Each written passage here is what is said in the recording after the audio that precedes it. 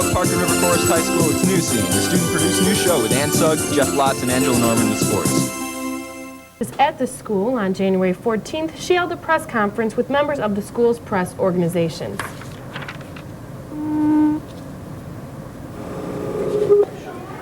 What are your feelings on this year being the first official time that Martin Luther King's birthday has been recognized? Do you have any special feelings about that? Well, I'm glad it finally did happen, and it's unfortunate that it had to become such a struggle to make Dr. King's birthday an official celebration. I was really surprised that it took so much time and energy and effort for a man who has done so much for the world.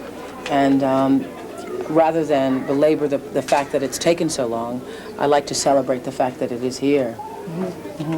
And I'm hoping that, you know, it won't just be a day where kids can get out of school and people can get off from work early or not go to work, but that it really will bring about a time of reflection for all of us, and that we think about how far we've come, how much further we have to go, and the impact that Dr. King had on our lives.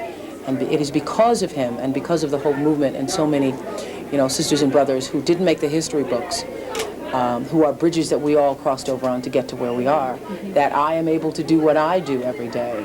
And the fact that there is an integrated society and that we are all at least trying to get along, all of that happened because of Dr. King. And I think many times we are not aware of it because we allow ourselves to forget our history and recognize how far we've come. Do you ever fear growing out of touch with the black society because you are successful in a basically all-white world? No, that is a really good question, because I'm successful and will continue to be even more successful. And the reason why I know that is because I know that everything begins with what you believe is possible for you. I am where I am because even when I was growing up on a farm in Mississippi, I believed that this day would come. And I didn't know as many of you would be in the room, as that was not a part of the vision. But I also understand who I am, and I am a black woman, born in Kosciuszko, Mississippi. But it's only a few miles from Ife, across the street from Guyana, and around the corner from Kenya, because we really are the world and the people, and I am representative of what is possible for so many people who don't believe that because you are born in an impoverished environment that you can go on to do great things in your life. And but at the core of all of that, you know, I don't want to be white. I did when I was 5 and 6 because Leave It to Beaver was.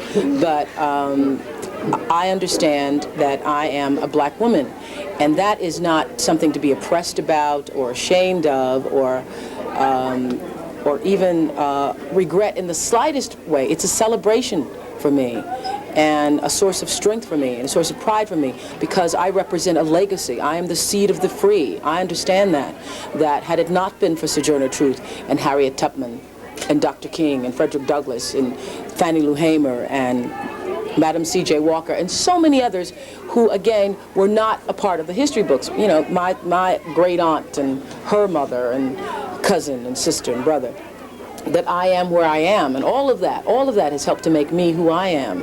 And so to deny that would be to deny who I am. So I'm going to be successful. I'm going to be rich. But, you know, I'm still a black woman, and that's a celebration for me. I mean, that's not something I deny. So you feel that played a big role in being successful, becoming successful for you? Oh, well, you know, everything that you do in your life prepares you for everything that you do in your life. So I can't even imagine what it would have been like for me had I been white, since, you know, I have not been white in this lifetime. So certainly being black has helped me to be who I am, just because that's what I am. I'm a black woman. But I have to say that when I started in broadcasting, when I was your age, yes, at a small radio station, right out of high school, and when I was 17 years old, I started doing news. And I was hired because I could read well, and got my first job just based on the fact that I could read. And I could read because when I was on this farm in Mississippi, there was nothing else to do but either learn to read or play in the mud. And my grandmother taught me to read. And that was the beginning of my broadcasting career, essentially, and learning to speak and do Easter speeches in church and, you know, and perform for relatives and things like that. And I understand that had I not had that kind of upbringing, I certainly wouldn't be where I am. Would not in any way be where I am. And all a part of that upbringing was because I was black. And if I had been born rich and lived in Beaver's house with, you know, June and Ward Cleaver, I might not have been as inspired. I might not have been as motivated. Was Martin Luther King a role model for you? Martin Luther King was not as much a role model for me as in spirit. In spirit he was.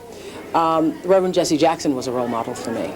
At a very early age, I heard, I can name drop now, Jesse speak, but at the time, Reverend Jackson, I heard Reverend Jackson speak, and I think I was in high school when an assembly program much like this one, when I heard him talk about, you may be born in the slum, but the slum isn't in you, and you may be the victim, but you cannot, you have to be responsible for lifting yourself up. And that we are somebody, and essentially that excellence is the best deterrent to racism. And I was really inspired by that. And he's always been, you know, a very important role model to me, who came out of the Martin Luther King movement. But I remember sitting at home, was watching television the night Dr. King was shot. You know, it's like great men, martyrs, presidents. It's a moment that we'll never forget, those of us who are old enough. And of course it made a great impact on my life because his philosophy, I not only believed in it, but it was a part of me, the whole nonviolent philosophy and believing in yourself. Were there any role models while you were growing up that inspired you? I had none. Do you look at yourself as a role model for young blacks? I suppose I am. What role models are there for young blacks right now? Isn't there a lack of Do you think black role people models in for young blacks to general follow?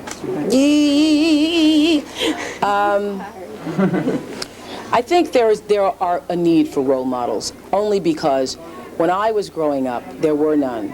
I remember watching TV and kept wanting to find somebody who looked like me, and there was no one but Buckwheat. And I did not want to look like Buckwheat, okay? So, and I remember the very first time I saw black women on television. It was the Supremes on the Ed Sullivan Show. And oh, my heart just leaped, because for me to see Diana Ross, wigged down though she was, I didn't know it at the time, I thought, oh my goodness, that could be me. I could do that. It's like Nikki Giovanni's poem where she says, we went to Sunday school to learn about Shadrach, Meshach, and Abednego, and then we heard about Sheba, who was black and comely, and I thought, I could be like that. So that's what I felt when I saw Diana Ross and Supremes on the Ed Sullivan Show. And up until that time, there were no people who looked like me. You know, you'd watch the Kool-Aid commercials and there'd be these little blonde girls. And for the longest time, you know, my grandmother would put 17 plaits in my hair, and I'd say, grandmother, please, can I please just have 2? Because, you know, I wanted to have bouncing and behaving hair. That's why I bounce so much now. It's defying those plaits of years ago, all those little braids. So, yeah, there's a need for role models, because people just need to know that, you know, that could be me. It could be me. They're not enough. You know, I'm thankful for the Cosby Show. I hated all that, you know, good times and slapping around and Give Me Five and Jeffersons and all those people, because for most of America, there are a lot of people who still don't know black people, and so the only impression they have of us is what they see on television, you know, or what their maids do. Don't you think people have accused the Cosby Show of being like a white family tie? They're not white.